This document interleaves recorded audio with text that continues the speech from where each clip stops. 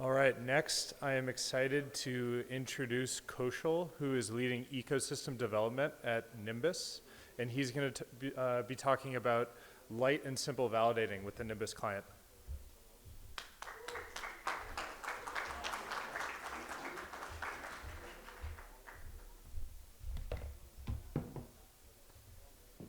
Hey everyone, can you hear me at the back? Awesome, fantastic. Oh, lots of energy in the room. People must have been coffeeed up. If not, you might still want to grab a coffee. You might hope my presentation will be that electrifying, but probably not. So you might still want to grab a coffee, hey? All right, clicker's working. That's good. That's a good start. My name is Kaushal. I look after ecosystem.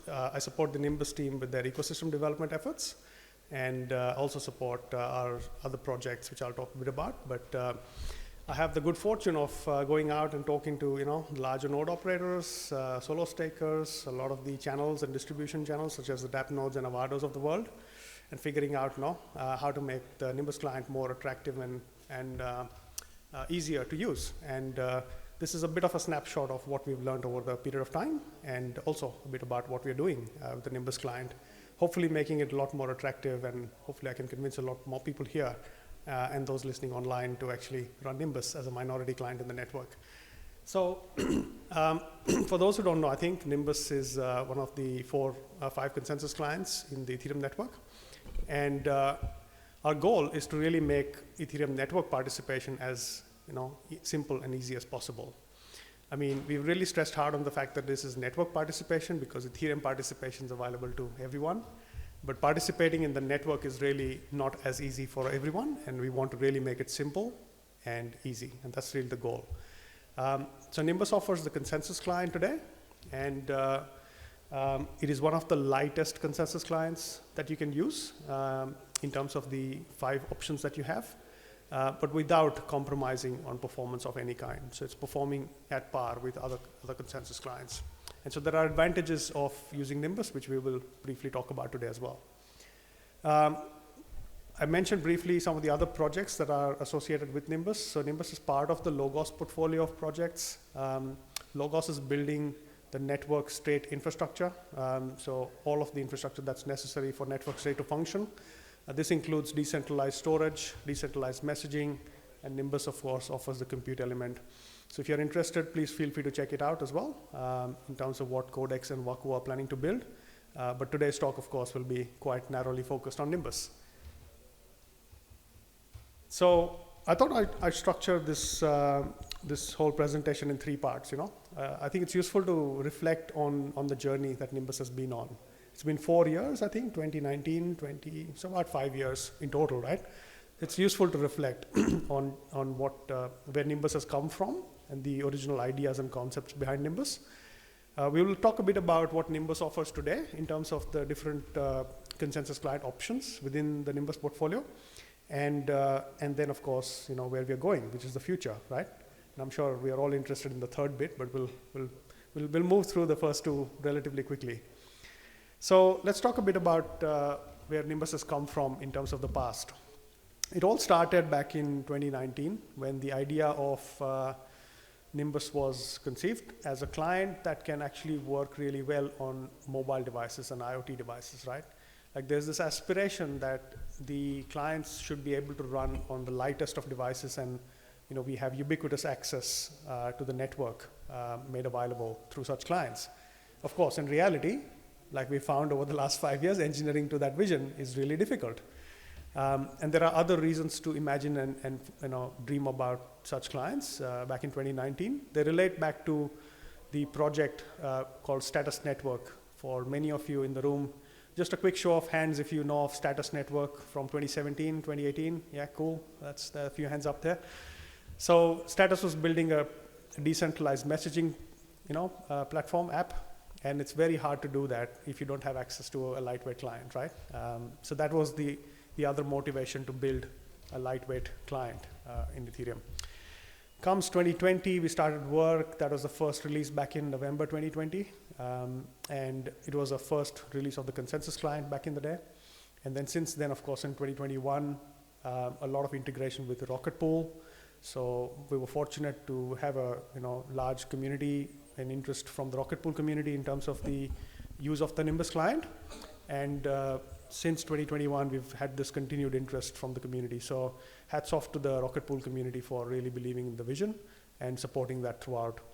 We also had 20 major and minor releases throughout the year, rapidly improving the Nimbus client along this time frame. And Mega Labs did an interesting study back in 2021 comparing the performance, the resource performance of all the consensus clients. And it was really interesting what they found, and I'll cover it in one of the slides because that's quite interesting for a lot of people present here. 2022, of course, was the year of the Panda, and a lot of emphasis and focus was making sure that merge goes well. And I think the Nimbus fleet, as it existed back then in September last year, did reasonably well. Like it went through swimmingly well throughout the merge event. And of course, withdrawals earlier this year. And since then, the number of features and product development that's gone into Nimbus this year. So we'll talk a bit about that. But it's quite a lot to put on the slide in terms of 5 years of history, but it's a snapshot, right? So I hope you get a feel of where Nimbus has come from and the original intent behind Nimbus as a client. Let's look at what Nimbus offers today, right? So let's start with client diversity stats. And of course, these are not fully accurate. These are as accurate as they're going to get at the moment. But there are good ways to kind of get an indication of how the adoption of the client in the network, right? So the client diversity stats, if you look at block print, it says Nimbus is close to about 5.5%, 6%. And this number has sort of fluctuated between 5% to 10%. It went up to 15% around merge. And it depends on when the new ETH comes in, whether the new ETH goes to larger operators or solo stakers, right? Because the representation of the clients in the two segments is very different. So over a period, it has sort of fluctuated in that regard. And this is the data based on the block print way of measuring client diversity. But I think what's more encouraging for Nimbus is that if you look at it in terms of number of nodes and where Nimbus is present as a client, right? That's more encouraging. Like it's close to about 12%. A lot more work to do here. It can definitely be much better across the board, but it's a good way to look at block print versus number of nodes or percentage of nodes in the network and get a feel of how Nimbus is doing. So effectively, what this tells us is fewer larger operators are running Nimbus and a lot more solo stakers are running Nimbus. And that's basically work cut out for me in terms of my ecosystem development activities to encourage more people across the board to run Nimbus, right? Let's look at what Nimbus offers in terms of the client. So when we started in 2021, the first release, it was a very simple client to run. It offered a beacon node, and the beacon node included the validator duties in itself. So as a solo staker, you don't have to go around setting up a beacon node and a validator client separately and then making sure that the two are talking to each other and maintaining different components. The whole concept was you can set up the beacon node and it performs the validator duties out of the box itself. And this works really well for solo stakers, right? Simple setup. What we then encountered was the interest from a lot of other operators wanting the flexibility to use the beacon node separately to the validator client. And so that brought in the picture of allowing the beacon node to function without carrying the workload of the validator client, without doing the validator client duties. So you can mix and match with other validator clients as you want to use them. Then there was another set of interest from node operators wanting to just use the validator client separately to the beacon node because that's how they function, that's how their setups are. It's very hard to convince somebody running 7,000, 8,000 validators to completely change their setup to include Nimbus, right? So I think that's good feedback for the client teams, and that resulted in us launching the ability to run the validator client independently last year. And so today, I think you have all the options. Like there's no reason, no particular combination that's not possible with Nimbus, right? So there's no way, to be excluded from the network in some ways. And there's all possible combinations that you would want to run Nimbus in that are available today. We also have the verified Web3 proxy, which is not related to your validator setup. It's something different, and I'll talk a bit about that, because that's something that is relevant for wallets and dApp developers to trustlessly access the state of the chain without having to trust an RPC or data coming from an RPC endpoint. So I'll talk about that a bit separately. But yeah, this is all the different configurations that Nimbus offers today, right? But this is not where the buck stops. I mean, there's a whole lot of enhancement and development that's gone in last year, which will be quite interesting for solo stakers as well as for larger node operators. Let's look at some of those points. The first one is that the fact that you can now run a Nimbus validator client with not just one beacon node, but 2 beacon nodes or multiple beacon nodes, right? What this means is if for some reason, for whatever infrastructure issues, you lose your beacon node, your validator client still has another beacon node to rely on, right? So in some ways, this is useful, increases the level of resilience. And the design factor, the design ethos behind this is that we want to be able to encourage resilience and redundancy at every layer of the client architecture, right? So that's the reason to build in this feature over the year. There is a hidden advantage or a subtle advantage of this, which means that if you're talking to 2 different beacon nodes, you get attestation data from 2 different beacon nodes, and you can pick the best ones. So there's a subtle profit optimization emerging out of that. The next point, let's take this to another step. You can use the Nimbus beacon node not just with 1 execution layer client, but with 2 execution layer clients. This is where it gets really interesting, right? So if you've ever got to prune your execution layer client, you want to bring it down, takes a few hours. You just hope, like, with your fingers crossed that you don't get a block proposal in that time frame because you'll miss that. So with this sort of architecture, now you can actually talk to 2 different execution layer clients at any given time. And this has also got an added advantage, which leads to profit optimization, because now you get to see the best blocks from both execution layer clients and pick the one that is most profitable, right? So this is another step to increase resilience and redundancy of the beacon node clients, of the Nimbus client. And of course, I mean, a lot of interest and that we saw from the community in this particular feature when it was released earlier in the year. What's more, privacy. For anyone running a lot of mini pools, how many people, just a quick show of hands, running more than 1 or 2 mini pools? Cool, yeah. I mean, for us, for anyone running a lot of mini pools or validators, it's always something that you want to care about in terms of not revealing too much about your setup, because anyone can actually come and you can create an attack vector out of that information. So Nimbus has a characteristic. It has a very low or minimalistic public footprint. It doesn't do a lot of chatter, unlike some of the other clients, and that is a deliberate design approach. So to give you some examples, like when we restart the beacon nodes, we recycle the peer IDs. When you recycle peer IDs, it's very difficult to trace and know that this is the same node as it was previously, right? So these are sort of things which we do, which deliberately make it difficult in some ways to detect Nimbus in the network, but it's actually beneficial for operators running the client.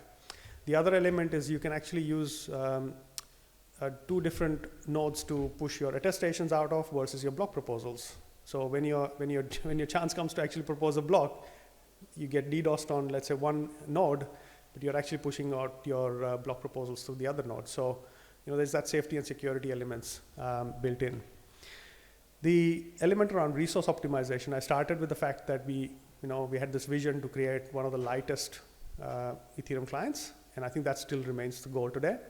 But some of the study that was done by Mega Labs back in 2021, and I think they refreshed that study last year in 2022, shows that the relative performance and resource consumption of Nimbus, particularly around memory and CPU, is about 1/3 of other clients. And that's I mean, for us, obviously, that's a design ethos in some ways, but it's really good to see an independent organization doing this and comparing the clients across the board.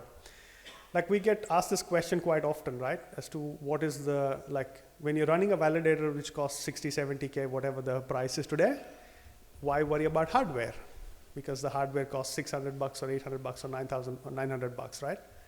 So why worry so much about your hardware? And the answer is quite interesting, because if you're running, let's say, multiple validators on a single piece of hardware, or running many mini pools on the same piece of hardware, there's no effect whether you run client A or client B on a day-to-day basis. But if the network is under stress, and we saw this a few months ago when there were finality issues, right, on the network, the clients are working extra hard and they need a lot more CPU available to them at that point in time. And so having a client that is designed to consume less CPU means that you have a lot of headroom left when the network is under stress. And this is a really interesting factor for anyone running multiple validators, multiple mini pools on a piece of hardware, or have other workloads functioning across different chains on the same hardware. So if you're validating across multiple chains, for example. There's also the light web proxy that we launched, which is now integrated as part of the Ethereum OS phone project, which makes it easy and available for any DApp on that phone to actually access the data from RPC endpoint and then compare it with the chain, the proof it receives, and then compare it with the state root and detect whether or not the data it's getting from the RPC endpoint is correct or not. So there are these sorts of elements of the client that exist, which might be interesting for DApp developers as well as wallets, basically. I'm running out of time, I think, but last year Nimbus was available in fewer places. This year we made an attempt to make sure that Nimbus is available, in any place that you choose to run a validator client. Hopefully Nimbus is one of the options available on that platform. So that's been an enhancement, something that we've deliberately worked through this year, and hopefully you'll have access to Nimbus no matter whichever element from the second row that you pick to run your validator client on. We have a growing community that's very supportive, and we saw that the whole ETH community come together when we had Avado encourage us and the community to support the addition of Nimbus client, and it was fantastic to see the community turn up. And Avado and Nimbus are now working quite closely together to have the Nimbus client available, which is as of a couple of months ago, actually. And we have a promotion going on, which we can find out more if you go to the Avado or Nimbus Twitter sites. Cool. Very quickly, let's cover the future. What's coming next? Simple interface for solo stakers, an execution client that's under works, and I'll reveal a little bit more about that, and distributed validator benefits. So one of the key things for Nimbus in terms of solo stakers is to abstract the complexity away. And so we are working actively on a node management UI, which is progressing really well. And hopefully before the next DevConnect or next DevCon, you'll see this in action and launched and made available for the community to actually use. The execution client and the consensus client pair is something that we've always thought about from day one. So consensus client hasn't just been a project on the side, and execution client not a project on its side. We've always considered the vision to have a seamlessly integrated client and make sure that you can do one-click installation of your execution and consensus client. This is coming reasonably well together. Excuse me. The execution client itself is now feature complete.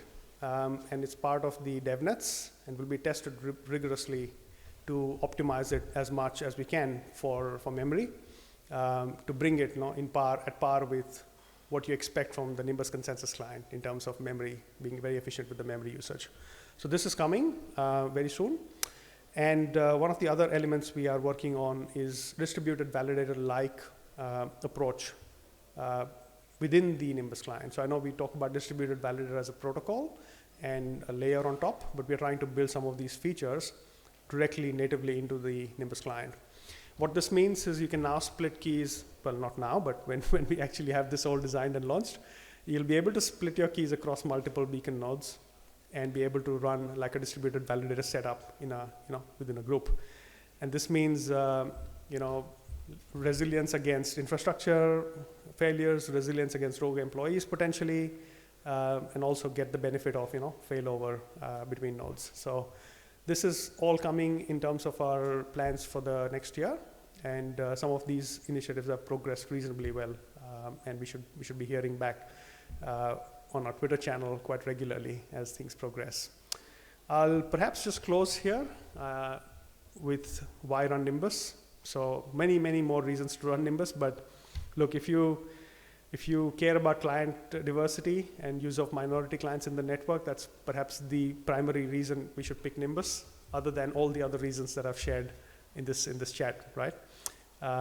So yeah, if you don't run Nimbus, please give it a shot. And if you have any challenges, issues, our Discord channels are always open. So please feel free to reach out. And yeah, if you run a node or a validator in the cloud, and if the cloud provider doesn't support minority clients, be it Lodestar or Nimbus, please encourage them to add more clients to support, because unless they do that, any new validator being set up will end up using one of the majority clients.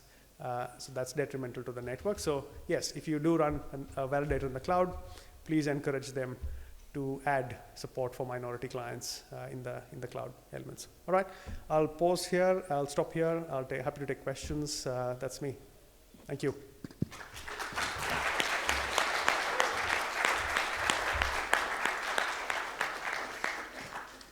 Thank you, Kaushal. Unfortunately, we don't have any time for questions here, but I know Nimbus has a booth right next door, so if you guys want to ask any questions, just pop right on over there.